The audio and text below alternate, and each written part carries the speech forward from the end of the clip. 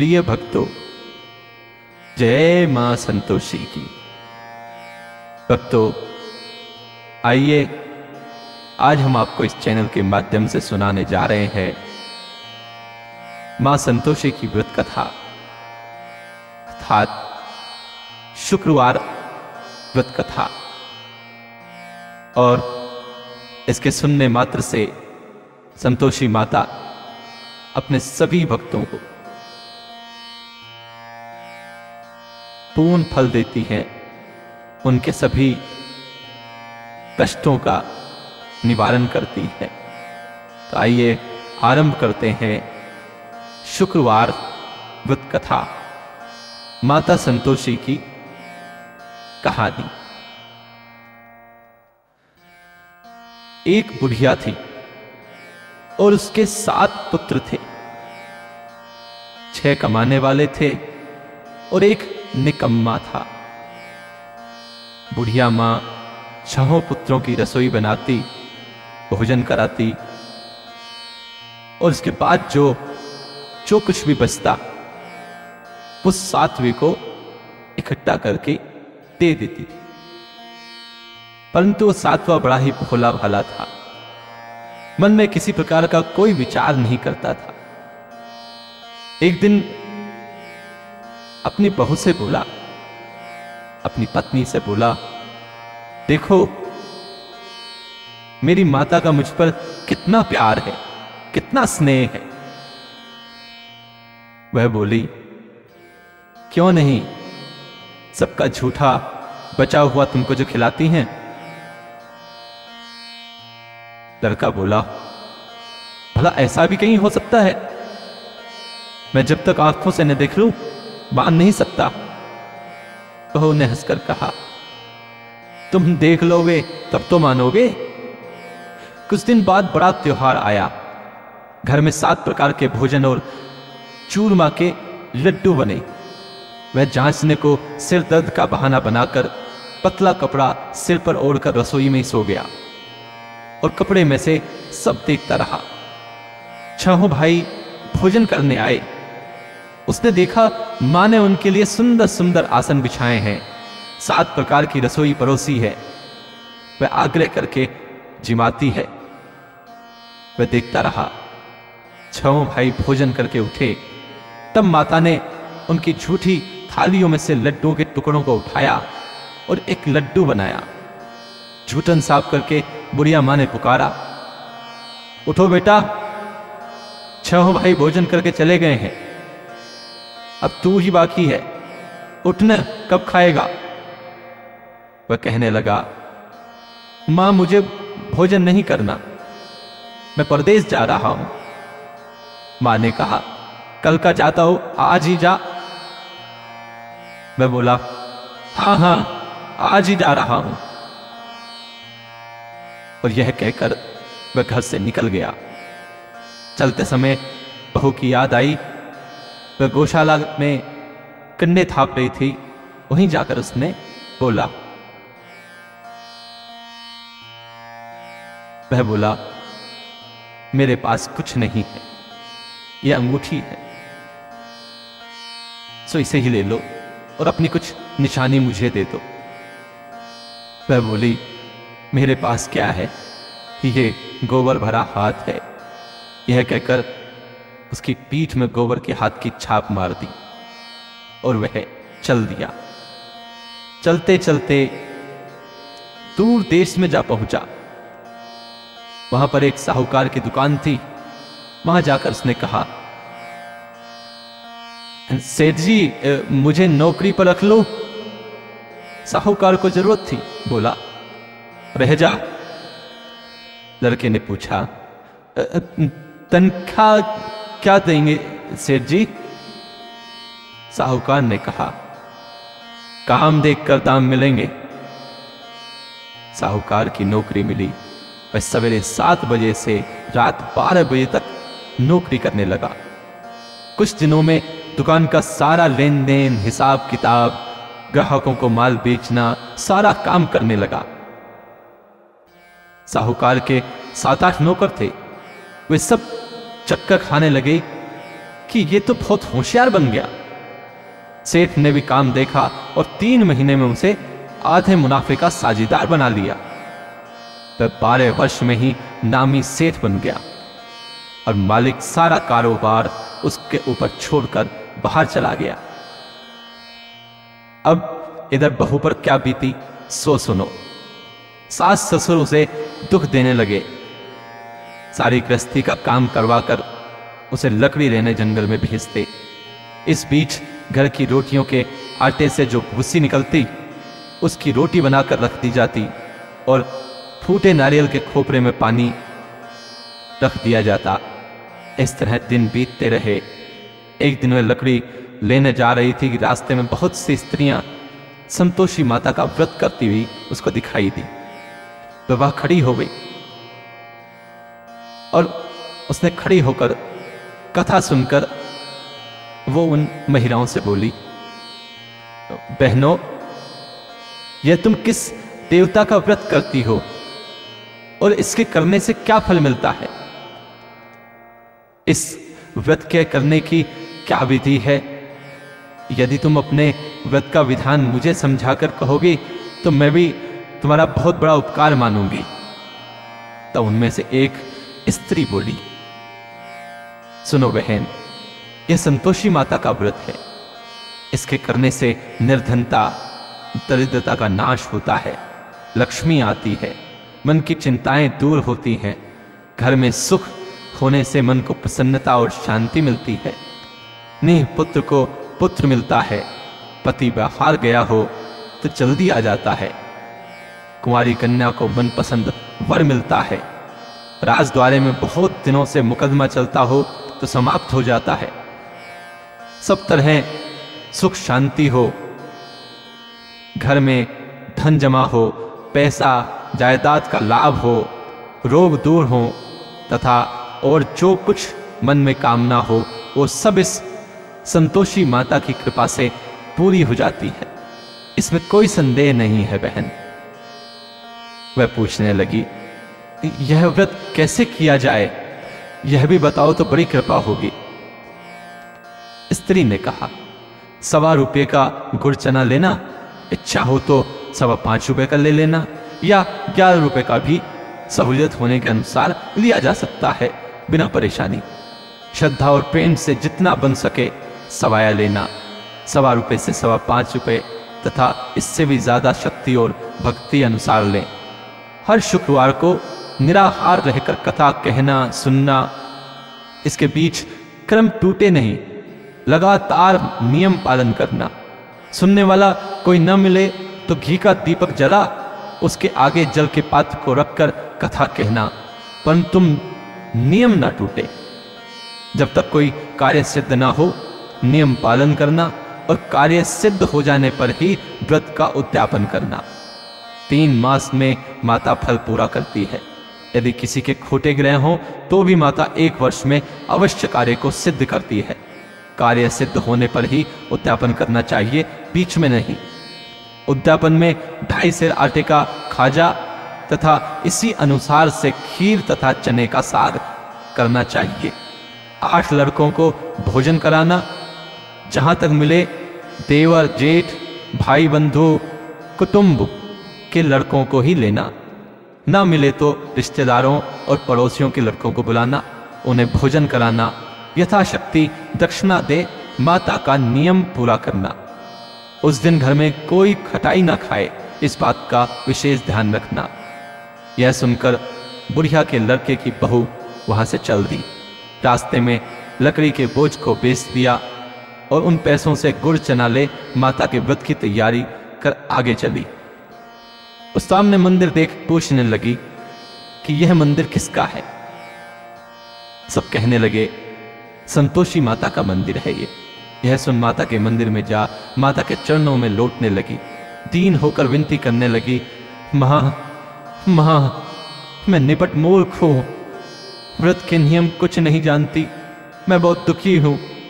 हे माता जगत जननी, मेरा दुख दूर कर, मैं तेरे चरण में हूं। माता को दया आ गई। एक शुक्रवार बीता कि दूसरे शुक्रवार को ही इसके पति का पत्र आया और तीसरे को उसका भेजा हुआ पैसा भी आ गया। यह देख जेठानियां मुंह सिकोड़ने लगी। इतने दिनों में पैसा आया, इसमें क्या बड़ाई है?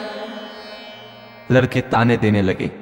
काकी के पास अब पत्र आने लगे, रुपया आने लगा, अब तो काकी की खातिर बढ़ेगी, अब तो काकी बुलाने से भी नहीं बोलेगी।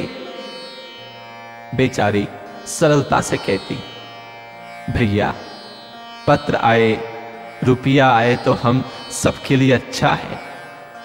ऐसा कहकर आंखों में आंसू भरकर संतोषी माता के मंदिर में आ मातेश्वरी के चरणों में गिरकर रोने लगी। मां, मैंने तुझसे पैसा नहीं मांगा, मुझे पैसे से क्या काम है? मुझे तो अपने सुहाग से काम है माता। मैं तो अपने स्वामी के दर्शन और उनकी सेवा मांगती हूं, मुझे तो वही दे दो माता। तब माता ने प्रसन्न होकर कहा, जा बेटी, तेरा स्वामी आएगा। यह सुन खुशी से बाहुली होकर घर में जाकर घर का सारा काम करने लगी। अब संतोषी मां विचार करने लगी, इस भोली पुत्री से मैंने कह दिया कि तेरा पति आएगा, पर आएगा कहां से? वह तो स्वप्न में भी इसे याद नहीं करता। उसे याद दिलाने मुझे स्वयं जाना पड़ेगा। इस तरह माता बुढ़िया के बेटे के स्वप्न में प्रकट हो कहने लगी, बेटे सोता है या जागता है? वह बोला, माता सोता भी हूं, जागता भी हूं, बीच में ही हूं, कहो क्या आज्ञा है? मां कहने लगी, तेरे घर बार कुछ है या नहीं? वह बोला, मेरे सब कुछ है माता, मां बाप, भाई बहन, बहू, क्या कमी है? मां बोली, बोले पुत्र, तेरी पत्नी बहुत कष्ट उठा रही है, मां बाप उसे दुख दे रहे हैं, वह तेरे लिए तरस रही है, तू उसकी सुध ले। वह बोला, हाँ माता, यह तो मुझे मालूम है, परंतु मैं जाऊं तो जाऊं कैसे? परदेश की बात है, लेन देन का कोई हिसाब नहीं, कोई जाने का रास्ता नजर नहीं आता, कैसे चला जाऊं? मां कहने लगी, मेरी बात मान, सवेरे नहा धोकर संतोषी माता का नाम ले, जी का दीपक जला, दंडवत कर दुकान पर जा बैठना। देखते देखते तेरा लेन देन सब चुकता हो जाएगा, जमा माल बिक जाएगा, सांझ होते होते धन का ढेर लग जाएगा। जब सवेरे बहुत जल्दी उठ उसने लोगों से अपने सपने की बात कही, तो ये सब उसकी बात अनसुनी कर हंसी उड़ाने लगे। कहीं सपने में भी सच होता है? एक बूढ़ा बोला, देख भैया, मेरी बात मान, इस प्रकार सच झूठ करने के बदले देवी ने जैसा कहा है वैसा ही करने में तेरा क्या जाता है? वह बूढ़े की बात मान, स्नान कर, संतोषी मां को दंडवत कर घी का दीपक जला, दुकान पर जा बैठा। थोड़ी देर में वह क्या देखता है कि देने वाले रुपया लाए, लेने वाले हिसाब लेने लगे, कोठे से भरे सामानों के खरीदार नकद दाम में सौदा करने लगे। शाम तक धन का ढेर लग गया। माता का चमत्कार देख प्रसन्न हो मन में माता का नाम ले घर ले जाने के लिए गहना कपड़ा खरीदने लगा। वहां के काम से निपटकर वह घर को रवाना हुआ। इधर बहू बेचारी जंगल में लकड़ी लेने जाती है। लौटते वक्त मां का मंदिर सामने दिखाई देता है। मंदिर पर विश्राम करती है। वह तो उसका रोजाना रुकने का स्थान था। दूर से धूल उड़ती देख वह माता से पूछती है, हे माता, यह धूल कैसी उड़ रही है? माता कहती है, हे पुत्री, तेरा पति आ रहा है। अब तू ऐसा कर, लकड़ियों के 3 बोझ बना ला।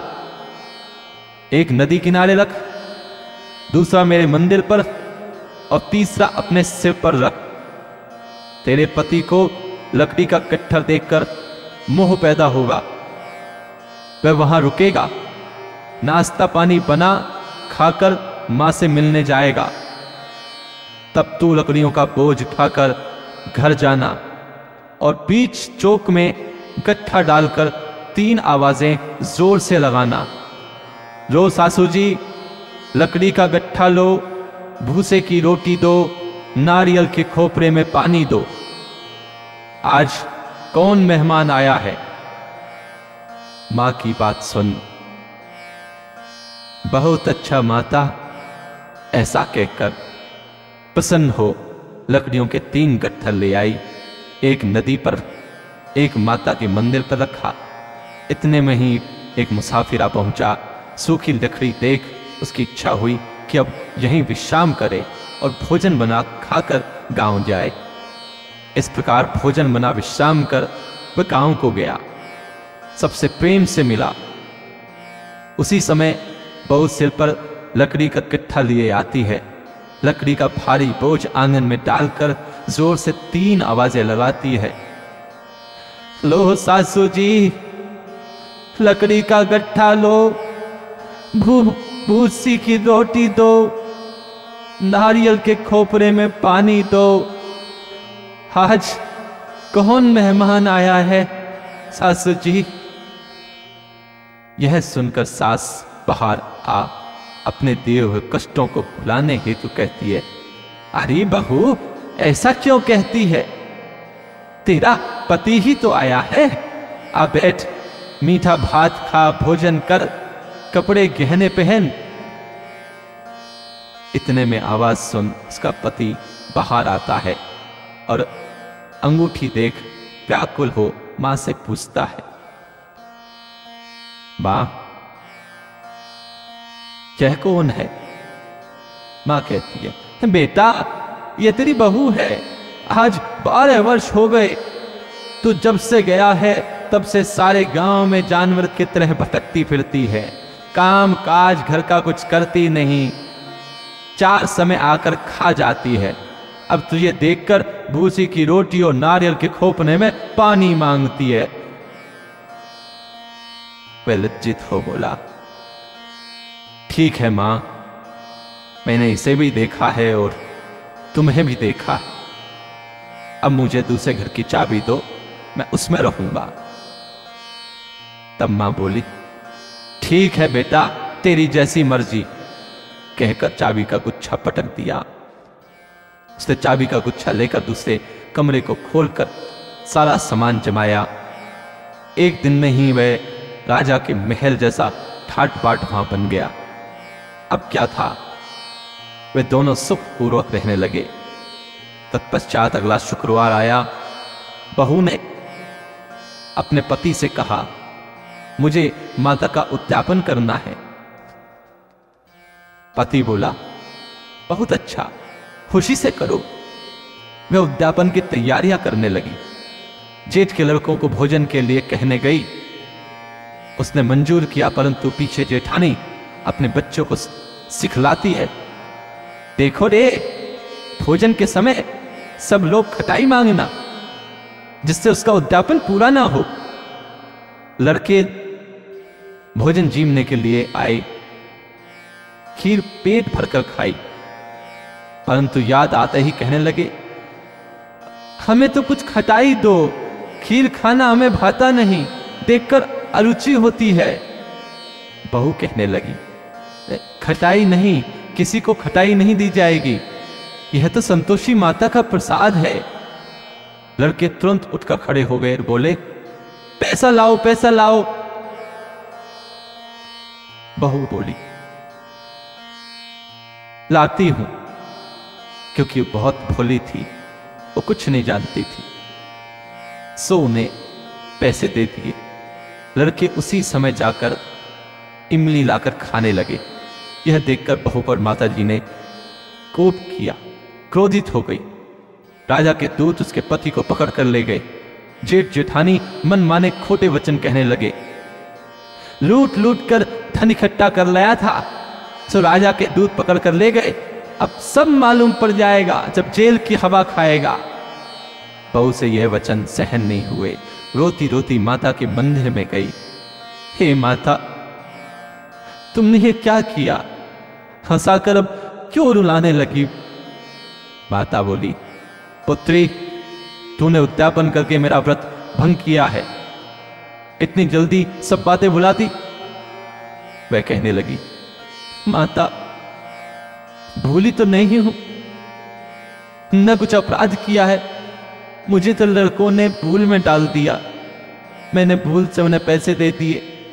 मुझे क्षमा कर दो मां, मुझे क्षमा कर दो। मां बोली, ऐसे भी कहीं भूल होती है? मैं बोली, मां, मुझे माफ कर दो, मैं फिर तुम्हारा उद्यापन करूंगी। मां बोली, अब भूल मत करना। वह बोली, अब न होगी मां मुझसे कोई भूल। अब बतलाओ वह कैसे आएंगे? मां बोली, जा पुत्री, तेरा पति तुझे रास्ते में ही आता मिलेगा।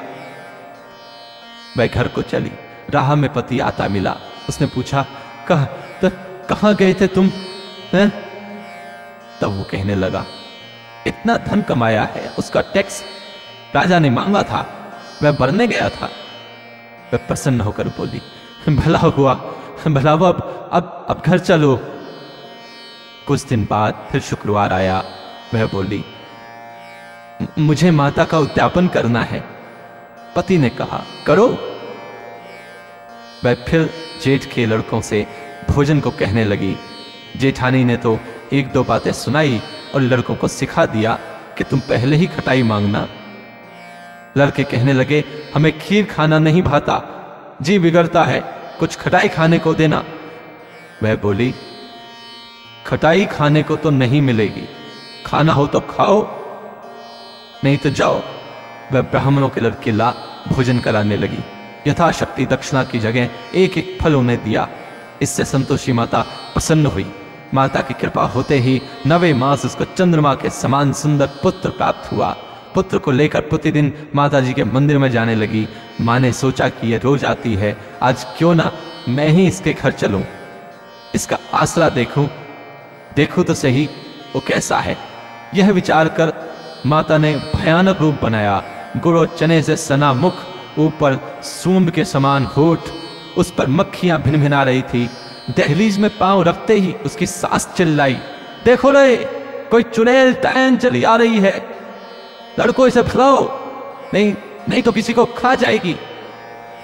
लड़के डरने लगे और चिल्लाकर खिड़की बंद करने लगे। बहू रोशनदान में से देख रही थी। प्रसन्नता से पगली होकर चिल्लाने लगी, आज मेरी माता जी मेरे घर आई है, आज मेरी माता मेरे घर आई है। यह कहकर बच्चे को दूध पिलाने से हटाती है। इतने में सास का क्रोध फूट पड़ा। बोली, इसे देखकर कैसी उतावली हुई है जो बच्चे को पटक दिया। इतने में मां के प्रताप से जहां देखो वहीं लड़के ही लड़के नजर आने लगे। वह बोली, मां जी, मैं जिनका व्रत करती हूं ये वही संतोषी माता है। इतना कह झट से सारे घर के किवाड़ खोल देती है। सबने माता के चरण पकड़ लिए और विनती कर कहने लगे, हे माता, हम मूर्ख हैं, हम अज्ञानी हैं, पापी हैं। आपके व्रत की विधि हम नहीं जानते। आपका व्रत भंग कर हमने बहुत बड़ा अपराध किया है। हे माता, आप हमारा अपराध क्षमा करो, हमारा अपराध क्षमा करो। इस प्रकार बारंबार अनुनय विनय को सुनकर माता प्रसन्न हो गई। माता ने बहू को जैसा फल दिया वैसा सबको दे। जो पढ़े उसका मनोरथ पूर्ण हो, जो सुने उसकी सभी मनोकामना पूर्ण हो। बोले संतोषी माता की जय। प्रिय भक्तों, इस प्रकार यहाँ पर शुक्रवार व्रत कथा समाप्त होती है। नमस्कार।